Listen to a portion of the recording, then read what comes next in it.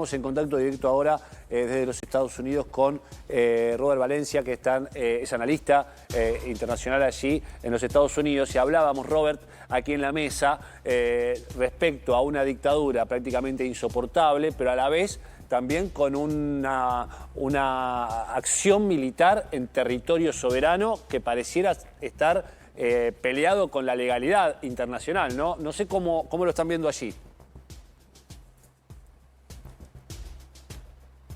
Robert, ¿cómo ven esta situación? Bueno, primero que todo, muchas gracias por la invitación a la mesa y un saludo a la teleaudiencia argentina. Muy bien. Parece que hay estamos un con un delay pequeño delay en el audio, me disculpan. No hay problema.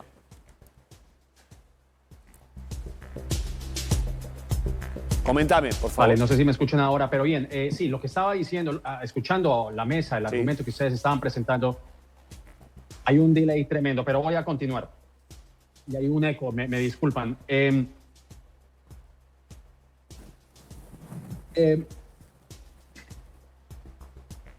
No sé si alguien, si nos pueden... Sí, continúa tranquilo, hay delay, pero te Que escuchamos. estamos en televisión en vivo, pero no sé si me pueden escuchar. Te escuchamos en vivo, bien, te escuchamos atentamente. Puedes continuar. Perfecto. Bueno, aquí hay dos argumentos importantes. Entiendo el júbilo que existe dentro de la comunidad internacional y particularmente el exilio venezolano. Son décadas de sufrimiento realmente que ha vivido el pueblo venezolano, que no solamente ha vivido este exilio forzado, sino también la xenofobia que esto ha suscitado, indudablemente. Pero también existe un ambiente de zozobra dentro de Caracas. Incluso hay reportes locales en donde se indican que las personas están comenzando a abastecerse porque hay una incertidumbre, no sabe qué va a pasar de aquí en adelante. Las próximas horas serán cruciales para saber el destino de Venezuela, puesto que ahora Delcy Hernández, o Rodríguez, perdón, es la persona que está encargada, está al frente de Venezuela, aunque ella argumenta que el presidente es Nicolás Maduro. Lo cual me lleva a lo siguiente: si la idea es hacer un cambio de administración, de régimen, ¿por qué utilizar a Delcy Rodríguez? Entiendo que está, digamos, adhiriéndose a la Constitución venezolana, pero a la vez el presidente Donald Trump dijo que María Corina Machado y su fórmula presidencial pues no son personas indicadas para llevar a cabo los designios de Venezuela, algo que me llama mucho la atención. Pero entiendo, como digo, lo que viven los venezolanos fuera de Venezuela y lo que se vive adentro, pero como tú me acabas de preguntar, dentro de Estados Unidos ahora existe una preocupación por la legalidad, por el hecho inconstitucional, como lo han llamado incluso personalidades dentro de Nueva York, como es el caso de la fiscal general de Nueva York, Letitia James, y el alcalde de Nueva York, Zoran Mamdani. Así que indudablemente ahora comenzaremos a ver una batalla legal en donde si hay un debido proceso, que se le siga un debido proceso a Nicolás Maduro, pues él tendrá la oportunidad de defenderse ante los cargos que se le están formulando. ¿Quiénes van a juzgar a Nicolás Maduro? ¿Quiénes van a iniciar ese proceso, Robert?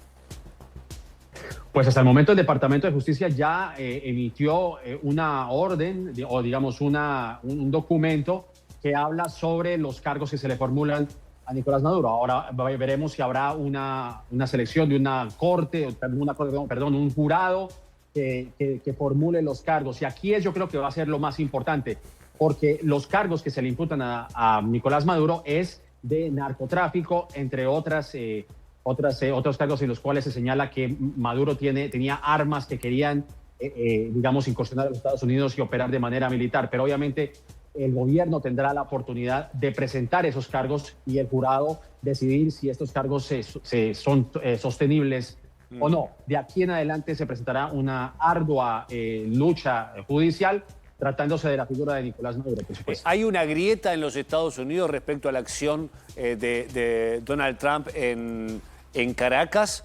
¿O en realidad tienden a apoyarlo allí los ciudadanos?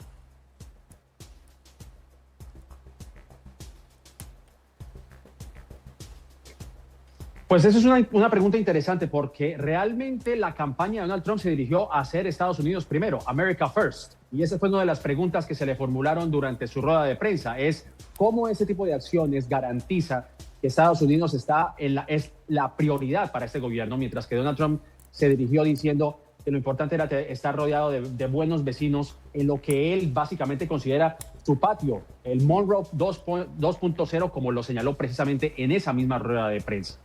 Pero hay divisiones dentro de algunos estamentos políticos, e incluso las figuras más recalcitrantes del movimiento MAGA, como es el caso de Marjorie Taylor Greene, que ya venía, digamos, desmarcándose de Donald Trump por el caso Epstein, y ahora aún más con esta intervención militar que acaba de realizar Donald Trump sobre territorio venezolano, donde ella en la plataforma X pues ha desaprobado este tipo de acciones. Adam Kinzinger, que también fue congresista republicano, pues ha aplaudido esta medida. Sin embargo, hay voces que ya están comenzando a pronunciarse en contra. Estamos hablando de Bernie Sanders, estamos hablando de Nancy Pelosi, Zohran Mamdani, como acabo de señalar. No sé si los estadounidenses realmente tienen la paciencia para ver que otra vez Estados Unidos está implantando, digamos, su presencia militar de la misma manera que lo hiciera en Irak, que lo hiciera en Afganistán, que lo hiciera en Siria. Pues esto comenzará a medida que se está desarrollando esta historia, pues veremos la temperatura, el barómetro dentro de la opinión pública estadounidense. Entiendo. Claramente también es una acción estratégica por la cuestión del petróleo, ¿no? Es imposible, digo, que es el principal abastecedor de petróleo de los Estados Unidos, y ahora va a ser el propio Estados Unidos quien administre esta transacción. Bueno, dame un minutito, quiero debatir sobre esto, pero antes escuchar con Robert cuando Donald Trump hablaba de un segundo ataque en Venezuela. Escúchalo. We're going to run it, essentially, until such time as a proper transition can take place. As everyone knows, the oil business in Venezuela has been a bust, a total bust, for a long period of time. They were pumping almost nothing by comparison to what they could have been pumping and what could have taken place. We're going to have our very large United States oil companies, the biggest anywhere in the world, go in, spend billions of dollars, fix the badly broken infrastructure, the oil infrastructure, and start making money for the country. And we are ready to stage a second and much larger attack if we need to do so. So we were prepared to do a second wave if we needed to do so. We actually assumed that a second wave would be necessary, but now it's probably not. The first wave, if you'd like to call it that, the first attack was so successful, we probably don't have to do a second, but we're prepared to do a second wave, a much bigger wave, actually. Robert, ¿esto es una amenaza? ¿Es una amenaza del propio presidente Trump? Digo, si se habían filtrado los objetivos, que eran 5, fueron solo por Maduro y por la esposa. Se habla de un segundo ataque que asumimos será necesario, pero por ahora no es necesario. ¿De qué está hablando Trump?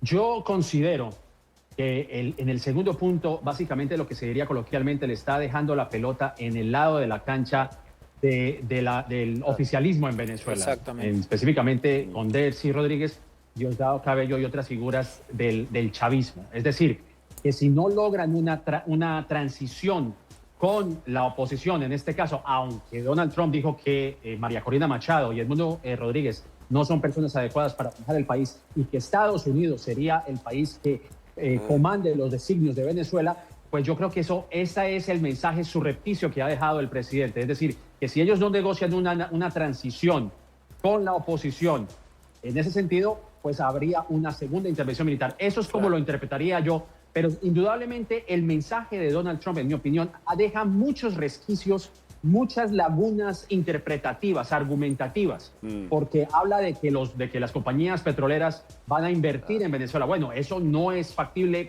es decir, no dudo, y esto señalando la historia, pues Halliburton, no sé qué tanta inversión de beneficencia hizo en Irak cuando invadieron ese país en el 2003, cuando las compañías petroleras, pues evidentemente se aprovecharon del petróleo de Irak. Así que También se habla, incluso reportes locales aquí en Estados Unidos, de que hay compañías como BlackRock, estas compañías que son las hedge funds, como le llaman aquí en Estados Unidos, que planean hacer una visita en marzo a Venezuela para analizar el daño de la infraestructura y qué tipo de inversión. Pero obviamente toda inversión que se haga en Venezuela tendrá un tipo de rédito, de ganancia, de utilidad para estas compañías. Vamos a ver si de verdad los venezolanos, que son los que más necesitan de este cambio, de esta transición democrática y de una mejoría económica, que no va a ser cuestión de meses. Por supuesto. Va a tomar décadas para que Venezuela nuevamente pueda mantenerse en pie, como lo fuese en algún momento un país que fuese la envidia de Latinoamérica, siendo un país, como lo llamaban anteriormente, la Venezuela Saudita. O sea que yo cuestionaría un poco ese aire de beneficencia que le dio Donald Trump en su discurso, porque indudablemente aquí hay muchos intereses de por medio. Claramente, ¿no? Y hay intereses económicos, que es lo que hablamos, ¿no? Descartemos por completo, digamos, partamos de la base de que toda guerra es un engaño, básicamente. Desde el principio de la noche de los tiempos. De ahí para adelante, claramente tiene que ver con un negocio, ¿no? Sí, el principal objetivo de esta intervención militar es obviamente la industria petrolera Venezuela. Y la reconstrucción también. La reconstrucción siempre ha sido un negocio la reconstrucción. Estados Unidos primero interviene y luego reconstruye a través de sus empresas estratégicas. Obviamente. Acá supuestamente la reconstrucción y todo el operativo que se realizó para extraer a Maduro lo van a pagar las petroleras venezolanas o las empresas que hagan negocios. Pablo, la infraestructura petrolera en Venezuela no tiene inversión hace 20 años. Eso claramente. Es decir, hay pozos que se han desatendido. Es decir, de vuelta, es la principal, es la mayor reserva. Capital intensivo. Es la mayor reserva probada de petróleo del planeta y Venezuela, miembro de la OPEP, Venezuela aporta solo el 3% de las exportaciones del mundo. Es decir, Venezuela tiene capacidad para exportar el 18% del petróleo que consume el planeta.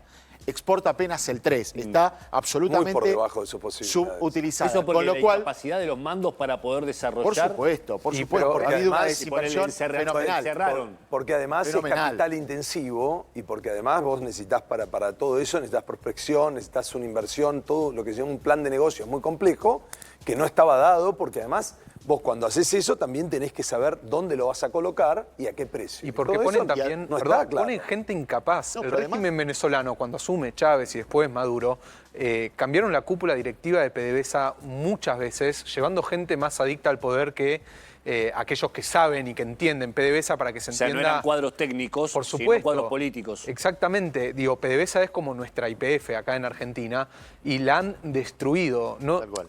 1 de cada 6 barriles de petróleo en el mundo podrían ser producidos en Venezuela. Estamos hablando de vuelta de que casi el 20% del petróleo mundial se encuentra debajo del suelo venezolano. Pero además Venezuela está embargado. Vamos a decirlo con claridad. ¿Es un error propio de Venezuela o también tiene que ver con los embargos internacionales? No, es un error propio, es un error propio de Venezuela, que no ha podido, de un Estado fallido. Recuerdo la empresa argentina, creo que estaba Techina ya, de alguna manera, y la tomaron, la estatizaron y la destruyeron. El caso más emblemático, además de esta empresa argentina, es ExxonMobil. Es decir, en la empresa estadounidense, que alrededor del 2010 es expropiada, tomada su participación por PDVSA, y a partir de allí una serie de embargos focalizados en distintos países occidentales hasta que llega el embargo de los Estados Unidos, en donde Venezuela no puede exportar a prácticamente ningún país del mundo, excepto socios estratégicos, Irán, etc. Solo Estados Unidos. Y recordemos que además venía también de haberle restringido a Estados Unidos y después dijo, bueno, vamos a amigar. Cuando se amiga y dice, nos vamos a poner a hablar con Maduro, es por una cuestión básicamente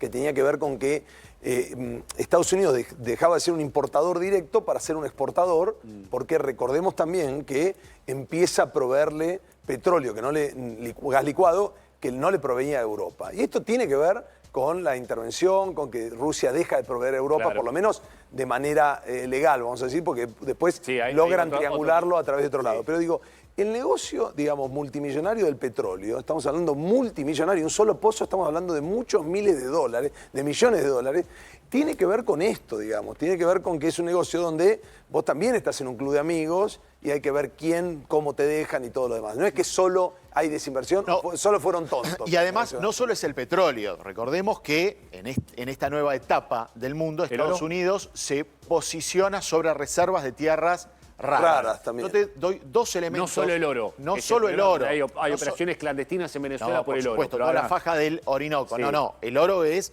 súper abundante en Venezuela y obviamente hay todo un mercado negro Sí, claro. en relación a esto, en donde las Fuerzas Armadas están absolutamente Operan, involucradas. sí. Pero yo te doy dos elementos de tierras raras que en el mundo hoy son escasas, escasísimas, y que en su mayoría controla China para su producción de, obviamente, todo lo que tiene que ver con las nuevas tecnologías, que son el torio y el coltán. ¿Para qué Súper sirven? abundantes. Son varios más. Son, qué sirven esos? son varios, son 17 Sí, elementos. 17 Las elementos. tierras raras, Particular. Bueno, pero el coltán y el torio son elementos, uno es radioactivo, que podría reemplazar al uranio. Mirá. Y el primero, el coltán, tiene que ver con todo lo que tiene que ver la industria de baterías, para autos eléctricos. Vos lo etcétera. requerís Hay en elementos. ínfimas, digamos, proporciones, pero lo requerís en la alta tecnología, en el alto desarrollo, en las baterías, en Es los algo autos. similar a lo del litio. Por Parecido, digamos. ejemplo, En distintas cantidades. por ejemplo, pero digo, a ver, hoy China, hay que decirlo claramente, porque esto está enmarcado dentro de Sí, claro. geopolítica. En la geopolítica de la guerra China-Estados Unidos. Hoy China controla parte de los insumos y minerales necesarios para abastecer Si me por permiten- años y por décadas Sí. su industria tecnológica. A ver, Estados Unidos no. Claro. Acaba, a partir de esta intervención No tiene militar, autonomía, salvo ahora la exactamente, empieza a tener. Las empresas tecnológicas de Estados Unidos no tienen esa ventaja en términos de recursos naturales que sí tiene China hoy. Claro. Hasta esta mañana, a las 8 de la mañana, en donde Estados Unidos acaba de cambiar el destino de los recursos naturales de Venezuela. Te sumo, Robert, que querías comentar, dale.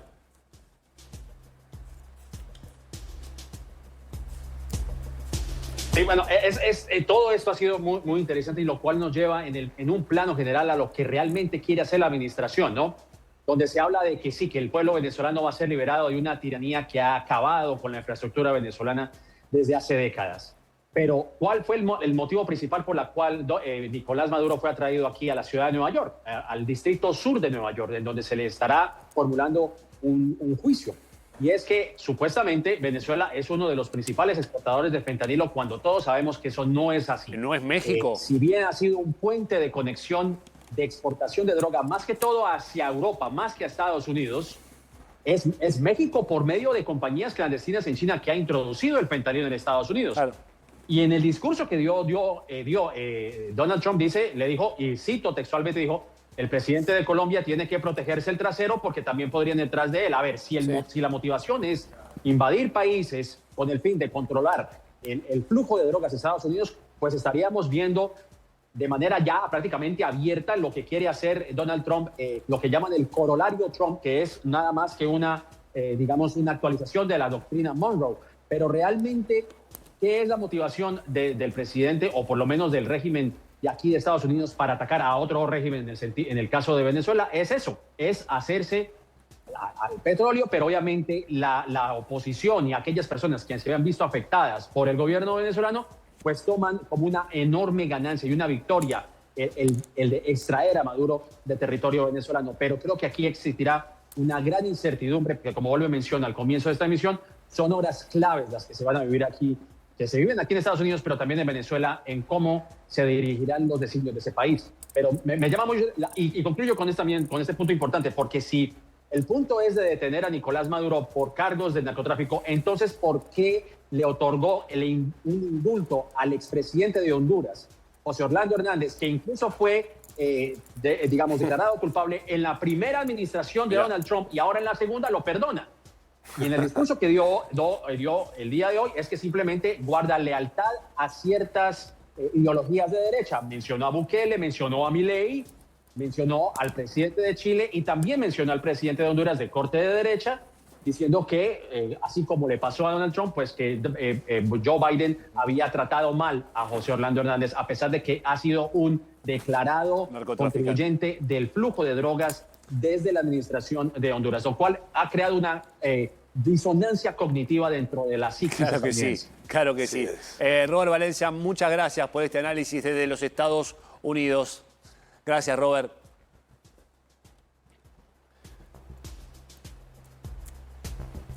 A ustedes, muchas gracias. Luego. Vamos